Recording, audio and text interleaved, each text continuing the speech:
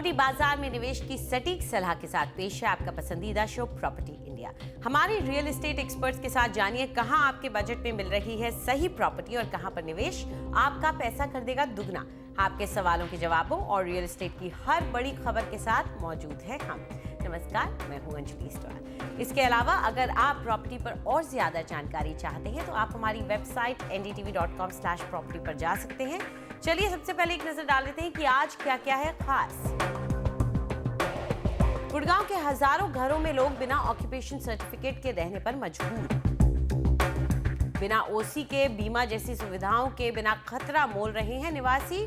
वो क्या कर सकते हैं आखिर? रिहाइश या निवेश के लिए शहर के कौन से इलाके हैं सबसे बेहतर? पाइए अपने सवालों के जवाब। चेन्नई में कई प्रोजेक्ट्स अपनी सुविधाएं बाहर वालों को दे रहे हैं। इससे कॉलोनी के अंदर रहने वालों का फायदा है या नुकसान?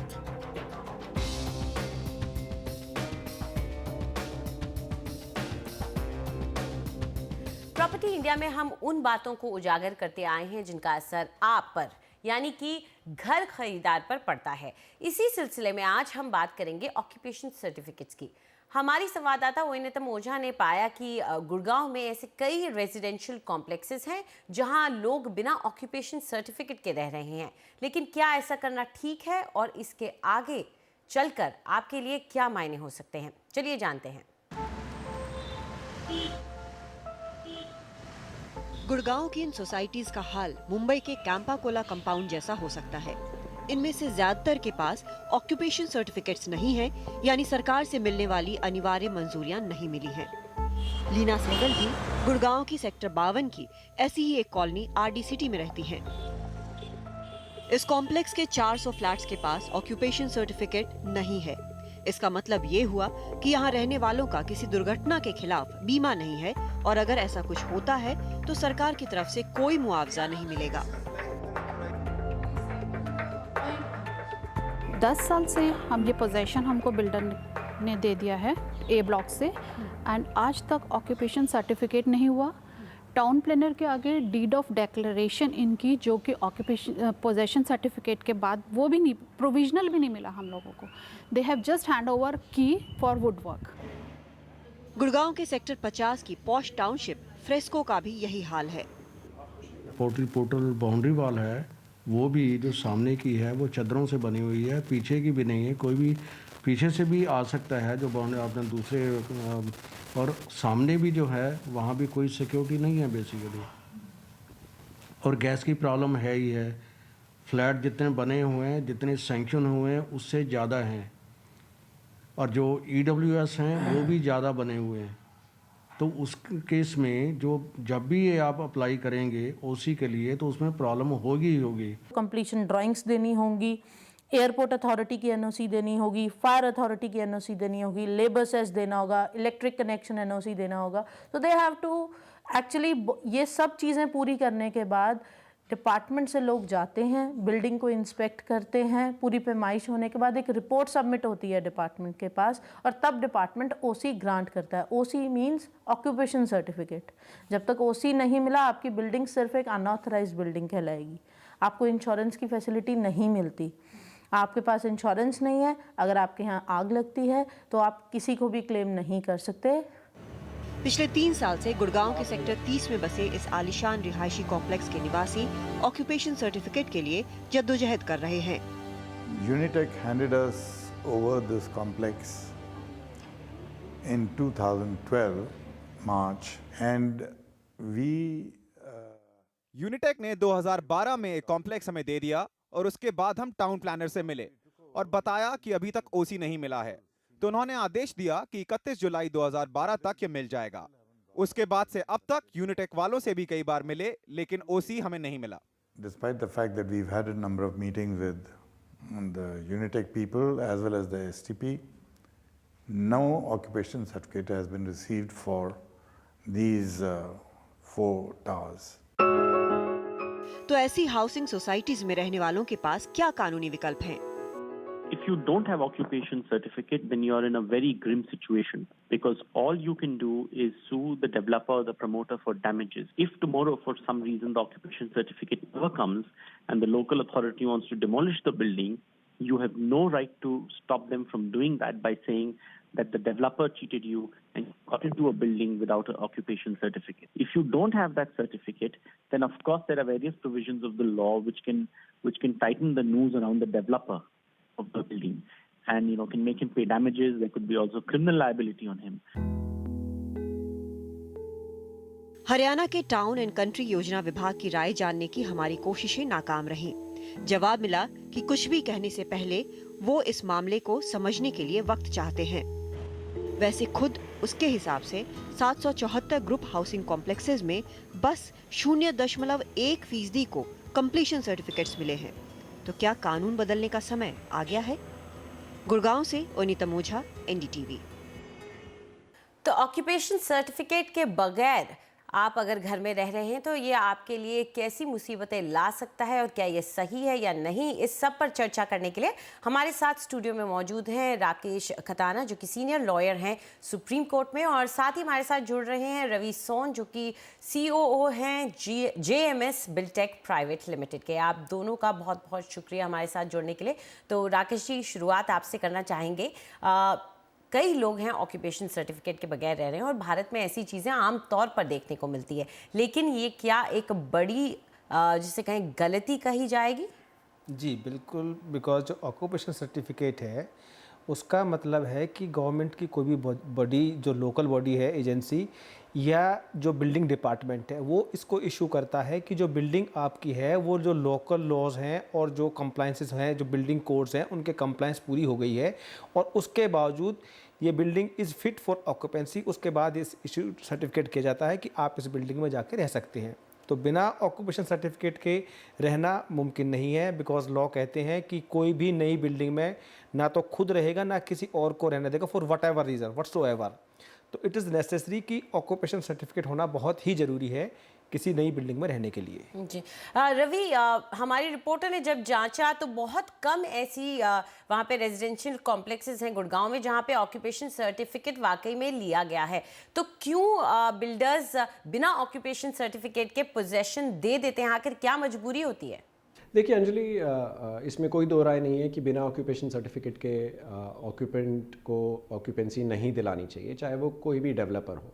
पर मेरे ओपिनियन में जो है दो किस्म के रिहायशी इलाके हैं। एक जो लोग अपना खुद का घर बना के उसको ऑक्यूपाई कर लेते हैं, और एक जो मल्टी स्टोरीज हैं, जो रिनाउंड डेवलपर्स हैं, रेप्यूटेड डेवलपर्स हैं, जो बनाते हैं। जितना मेरा अंडरस्टैंडिंग है, जितना मैं जानता हूँ, जो मेरी रिसर्च कहती है, जो रिनाउंड डेवलपर है और जो अपनी रेपुटेशन से किसी भी तरीके से कॉम्प्रोमाइज़ नहीं करना चाहता, वो बिना ऑक्यूपेंसी सर्टिफिकेट के जो है ऑक्यूपेंसी नहीं देता, ना ही पोजेशन देता है। अगर वो देता है तो वो टोटली इलीगल है, और मुझे नहीं लगता आज की तारीख में डेवलपर्स इतना रिस्क लेना चाहते हैं, बिकॉज गवर्नमेंट बहुत क्लियर है इस पॉइंट पे कि बिना ऑक्यूपेंसी सर्टिफिकेट के ऑक्यूपेशन नहीं हो सकता।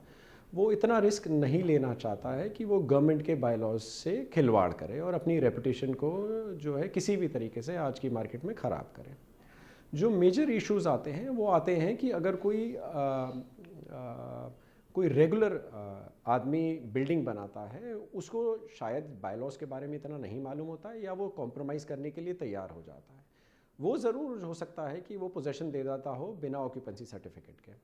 जो इंडिपेंडेंट हाउसेस बनते हैं उन लोग को भी जो है जो एक चलता है वाला एटीट्यूड रहता है कि आज की तारीख में चलो मैं अपने घर में रह रहा हूँ, मैं क्यों कंप्लीशन सर्टिफिकेट लूँ, क्या ज़रूरत है उसकी।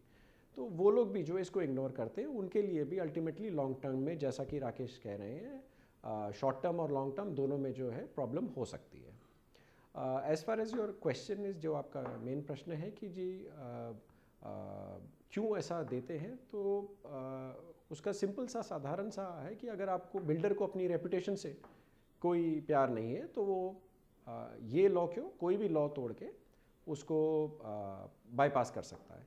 पर गुड़गांव में, हरियाणा में और जितने भी बिल्डर्स के साथ को मैं जानता हूँ, मैं नहीं समझता किसी में भी लॉ तोड़ के काम करने की कोई इच्छा रखता है। सारे अपने रेपुटेशन के साथ में ही काम करना चाहते हैं। जी राकेश, यहाँ आप क्या कहेंगे कि अगर इस तरह के मकान में शिफ्ट करता है कोई इंसान, कोई मकान मालिक, तो आगे जाके अगर कोई दिक्कतें आती हैं, लीगल इश्यूज, हैसल्स उठते हैं, तो वो किसके सर आएंगे फिर? अल्टीमेटली तो जो बिल्डर है ही इज़ रिस्पॉन्सिबल, बिकॉज उसके लिए मैंडेटरी है ऑक्यूपेंसी सर्टिफिकेट, और ऑक्यूपेंसी सर्टिफिकेट इस बात को सर्टिफाई करता है कि कमेंसमेंट से लेकर कंस्ट्रक्शन तक का जो पूरे फीस हैं वो उसने ड्यूली कंप्लाई करके, जो लॉज हैं, रेगुलेशंस हैं, बिल्डिंग कोड्स हैं, उनको सबको पूरा करने के बाद उसने पूरा कर लिया है।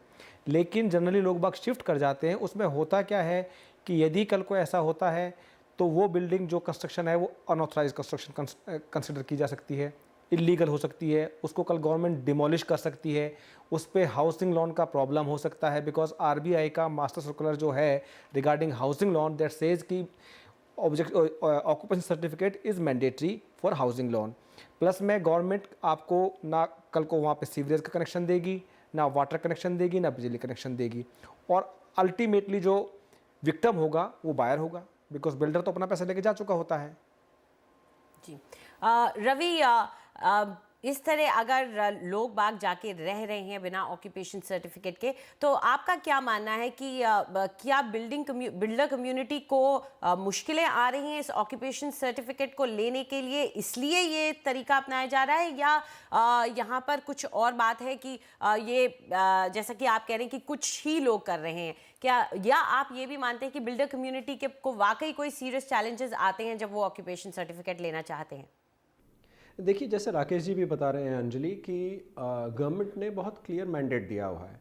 जैसे मैं उदाहरण के तौर पे आपको बताऊंगा, अगर आपने लोन लिया है तो लोन कंप्लीट होने पे आपको उसकी रजिस्ट्री करा के जो बैंक है उसमें सबमिट करनी पड़ती है। आपकी रजिस्ट्री बिल्डर कराए उससे पहले उसको एक कॉमन एरिया रजिस्टर कराना पड़ता है। जब उसको कॉमन एरिया रजिस्टर कराना पड़ता है तो ऑक्यूपेंसी सर्टिफिकेट भी उसको दिखाना पड़ता है, उसके अलावा उसके बिना जो है रजिस्ट्री नहीं होती। तो as far as government is concern, उन्होंने तो अपने बायलॉज और अपने लॉज बहुत अच्छे बना रखे हैं और उसको फॉलो डेवलपर को करना भी चाहिए। अगर कोई डेवलपर नहीं फॉलो करता है तो उसके दो रीज़न होते हैं, जैसा मैंने पहले भी बोला। एक तो शायद वो इतना साइज़ में वो बड़ा नहीं है कि उसको बायलॉज के बारे में मालूम हो। दूसरा, एक चलता है वाला एटीट्यूड जो है हमारी इंडस्ट्री में थोड़े टाइम पहले तक के काफ़ी प्रचलित था, जिसमें लोग सोचते थे कुछ नहीं होता यार, चलता है, चलने दो। तो अगर वो उस किस्म का डेवलपर है कि वो सोचता है चलता है यार, बाद में करा लेंगे, अभी तो चलो ऑक्यूपेंसी दे दो ताकि हमारे पास में हमारे पैसे आ जाएं, और जो हमें जो भी वजह से ऑक्यूपेंसी देनी है वो एक समस्या का समाधान हो। पर प्रॉब्लम खाली जो है डेवलपर के बेसिस पे नहीं है, प्रॉब्लम जो है क्लाइंट को भी बहुत होती है। जैसा राकेश जी भी बता रहे थे अंजलि, और आपने भी मेंशन किया कि एक लीगल तरीके से रहने में, क्योंकि प्रॉपर्टी कोई शॉर्ट टर्म इन्वेस्टमेंट नहीं है। आप चाहे अपने घर के लिए ले रहे हो, चाहे वो इन्वेस्टमेंट के लिए ले रहे हो, चाहे वो किराए पे चढ़ाने के लिए ले रहे हो, it is a long term investment. तो बहुत आवश्यक है कि कंप्लीशन सर्टिफिकेट और अन्य जो भी लॉज कवर करते हो प्रॉपर्टी को, उसके अंतर्गत हम सारे कागज़ जो हैं अपने पास रखें। और अगर कंप्लीशन सर्टिफिकेट की नहीं है तो बिल्डर से डिमांड करें कि जी पहले कंप्लीशन सर्टिफिकेट दीजिए और फिर हम इसको ऑक्यूपाई करेंगे। राकेश, ये बताइए कि जो लोग ऐसे मकानों में रह रहे हैं और उन्हें अब इस बात का ज्ञान है, इस बात का इल्म है, उनको किस तरह से वो आगे बढ़ सकते हैं अपना ऑक्यूपेशन सर्टिफिकेट की मांग करने के लिए? बिल्डर से किस तरह का प्रेशर डाल सकते हैं? प्रेशर तो ये वो जो कंसर्न बॉडी, गवर्नमेंट बॉडीज़ हैं, उनको अप्रोच कर सकते हैं, उनसे बोल सकते हैं कि ऑक्यूपेशन सर्टिफिकेट नहीं दिया है बिल्डर ने। बिकॉज बिल्डर क्या करते हैं, बेसिकली कोल्यूजन होता है, अदरवाइज़ तो कोई बिल्डिंग को ऑक्यूपाई कर नहीं सकता, लेकिन अथॉरिटीज़ के कोल्यूजन की वजह से कई बार ये कर लेते हैं। और बिल्डर्स, मुझे लगता है पैसे पहले ही ले लेते हैं, लेकिन उस जो स्टेपुलेटेड फीस वगैरह है उनको जमा करने के बजाय उस पैसे को अपनी पॉकेट में रख लेते हैं, और टू सेव दैट मनी ये सब कुछ ऐसा करते हैं। तो उसमें ज़्यादा मुझे लगता नहीं कि लॉज बहुत स्ट्रॉन्ग है, but yes, residents can approach the concern bodies, authorities and say कि the occupation certificate is not being delivered and please help us to get it done. जी, यहाँ राकेश एक सवाल और पूछना चाहूँगी। ऐसे हमें कई मेल्स भी आए हैं जिसमें अब बिल्डर फाइनल पोजेशन देने को तैयार हैं, लेकिन वो कह रहे हैं कि हम आपको, आप अपनी लास्ट पेमेंट कर दीजिए, हम आपको जो पोजेशन है वो जब ऑक्यूपेशन सर्टिफिकेट मिलेगा उसके बाद उसके हम आपको वो लेटर दे पाएंगे और ऑक्यूपेशन सर्टिफिकेट दे पाएंगे। ऐसे लोगों को आप क्या एडवाइस देते हैं? क्या वो लास्ट जो पेमेंट होती है उसे कर दे या वो पेमेंट रोक करके कुछ दबाव बनाया जा सकता है? नहीं, देखिए प्रैक्टिकली तो पेमेंट रोकने से थोड़ा दबाव बनता है, लेकिन आइडियल पोजीशन तो ये है कि बिल्डर को अपना जो उनका बिल्डर बायर एग्रीमेंट है उसके हिसाब से काम करना चाहिए, और जिस ढंग से जो स्टेपलेटेड उनके चार्जेस हैं कि किस स्टेज पे कितना पेमेंट देना है उस हिसाब से चार्जेस लेते हैं वो, और उसके हिसाब से उनको अपना कमिटमेंट्स और प्रॉमिसेस पूरी करनी चाहिए, जो जनरली लोग करते नहीं हैं। और अगर पेनल्टी का भी मुद्दा हो वहाँ पे तो रिस्क थोड़ा बढ़ जाता है। जी, बेसिकली क्या होता है कि जो ये बिल्डिंग्स हैं, जो बिल्डर्स जनरली जो स्टेपलेटेड बिल्डिंग कोड है, जो अप्रूव्ड बिल्डिंग होती है, उससे थोड़ा बहुत डेविएट कर लेते हैं, और इसमें ये होता है गवर्नमेंट बॉडीज़ को एम्पावर्ड होती हैं कि 5% 10% का यदि कुछ इस तरह से डेविएशन किया है तो कुछ उसमें पेनल्टी लगा के उसको अप्रूव कर देते हैं। दैट्स द आइडियल पोजीशन कि उस पर चार्जेस वगैरह दे के उसको अप्रूव करा लिया जाए। जी बिल्कुल। तो कोशिश यहाँ पर यही होनी चाहिए कि आप अपने बिल्डर से बात करें, उनके साथ एक डायलॉग ओपन करें, उन्हें समझाने की कोशिश करें। अगर थोड़ी बहुत पेनल्टी दे करके मिल सकता है ऑक्यूपेशन सर्टिफिकेट तो आपके लिए यही सही होगा कि आपके हाथ में वो ऑक्यूपेशन सर्टिफिकेट हो इससे पहले कि आप अपने मकान में शिफ्ट करें। आप दोनों इस चर्चा का हिस्सा बने, उसके लिए बहुत बहुत शुक्रिया आपका। Thank you Anjali. वक्त है एक छोटे से ब्रेक का। ब्रेक के बाद प्रॉपर्टी खरीदने और बेचने की आपकी सारी उलझनें हम सुलझाएंगे आपके सवालों के जवाब।